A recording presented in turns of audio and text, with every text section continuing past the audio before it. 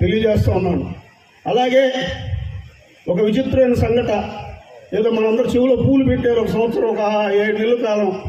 ఆయన రామలక్ష్మణులు విడిపోయారు పాపం, విడిపోయారు. ఒక సంవత్సరం పాటు విడిపోయి నిన్ననే పాపం ఇంకొక విజయసాయి వచ్చి కలిపాడు. ఇదంతా నాటకం, డూపు, ఇద్దరు దొంగలు, గజ దొంగలు.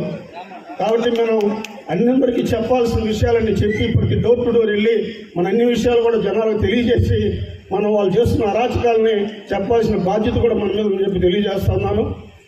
ఇంకో ముఖ్య మాట, ఇప్పుడు ఎలక్షన్ కోడ్ వస్తే ఏప్రిల్లో వాలంటరీలో ఇంటింటికి వెళ్ళి ఇప్పుడు పెన్షన్లు ఇస్తున్నారు కదా, అవి రేపు వాళ్ళు ఎవరు అంటే ప్రభుత్వం కోడ్ వచ్చిన తర్వాత ఇవ్వడానికి లేదు. కానీ ఆ వాలంటరీ ప్రతి 50 ఇళ్ళకి ఒక వాలంటరీ ఉన్నాడు. వాళ్ళు పోయి ఏం చెప్తారంటే జనాలకి, చూసారా ఇప్పుడే కోడ్ వచ్చింది, మీకు మేము ఉదయాన్నే వచ్చి పెన్షన్ ఇస్తున్నాం.